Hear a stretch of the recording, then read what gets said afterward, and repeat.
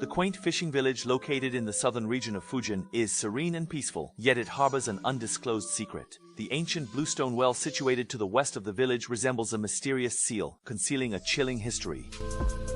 Dense clusters of deep crimson moss slowly creep over the surface, casting an eerie and mysterious aura under the sunlight, akin to dried blood scabs, inexplicably stirring a profound and deep-seated fear within. Every night when moonlight is like water, the elders in the village consistently recount the tale of that well with the innocence of children. During the Guangxu era, a widow, cruelly abandoned by an unfaithful man, resolutely hurled herself into the seemingly bottomless ancient well, tightly holding on to his memorial tablet.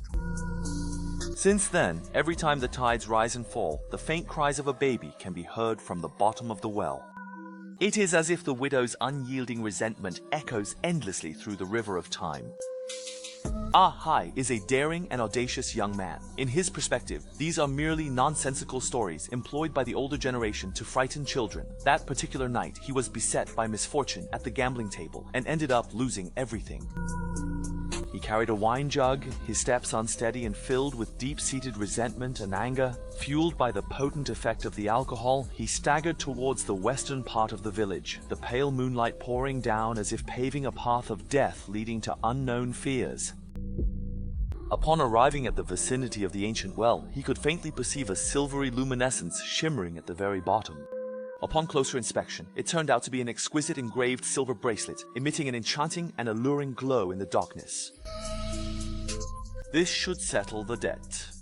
Ahai felt a wave of happiness, ignoring the taboo, and eagerly reached out to grab it. However, just as his fingertips were about to touch the silver bracelet, his wrist was suddenly grabbed by an icy, chilling force. He looked in terror towards the bottom of the well, not knowing when the water had already risen to the level of the well's edge.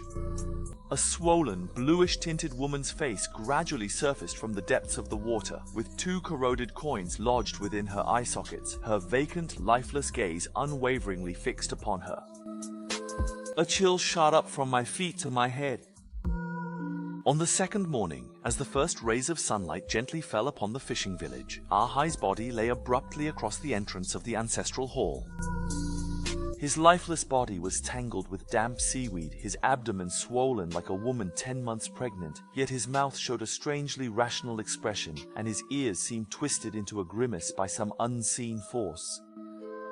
Even more horrifying is that his right hand was tightly clutching a silver bracelet engraved with tiny characters reading Guangxu Year 3 Lins, as if silently narrating a tragic story buried by the passage of time.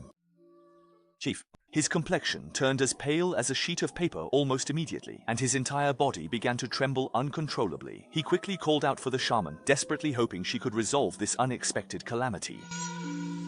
The shaman, dressed in a black robe and holding a peachwood sword, approached Ahai's body while chanting incantations. As he used cinnabar to draw a charm on Ahai's forehead, a strange event happened. The charm paper suddenly turned to ashes, and black blood seeped out. The resentment's too strong, it'll take the whole village to the grave. The shaman's legs gave way, and she collapsed to the ground, her voice trembling severely, her eyes filled with deep fear and despair. That particular night, the rain poured down in relentless torrents, as if the heavens themselves were mourning this dreadful catastrophe.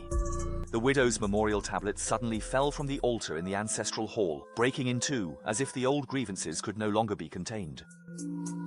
Foul-smelling, bloody water emerged from the well at the west end of the village, seeping along the stone path into every home. Villagers were horrified to find all the fish in their tanks belly up, their gills stuffed with women's long hair. Even scarier is that pregnant women in the village are giving birth early one after another, when the midwife cuts the cord. The baby's cries eerily matched the sobbing from the well's depths. The whole fishing village was instantly enveloped in fear, leaving everyone tense. A week later, the village chief's daughter, Xiaolian, vanished mysteriously. The last time people saw her, she was crouching by the well, combing her hair. The wooden comb was entangled with a few strands of grayish-white long hair, a scene reminiscent of hell, sending chills down one's spine. The rescue team went down the well to search. They brought up the peddler who disappeared 30 years ago. The peddler's body was perfectly preserved, as if he was still alive, holding a bundle in his arms. Inside the bundle was the corpse of a cat, whose eyes had been cruelly replaced with two pearls emitting a cold, eerie glow. To this very day, anyone passing through this quaint fishing village will hear the considerate reminder from the local residents, during a full moon, never respond to the call emanating from the well. Last year, a geologist who didn't believe in superstitions came here with advanced equipment and placed a camera at the bottom of the well. When he reviewed the footage, the scene he captured utterly terrified him. Numerous pale arms were gently lifting a female corpse slowly upwards, and the belly of the corpse suddenly split open, but what emerged was not a baby. It was a nest of squeaking greyish rats. The taboo of this small fishing village is akin to a vicious curse that can never be undone. For generations, it has shrouded this place, constantly warning everyone. Some mysterious and unfathomable forces must never be provoked lightly.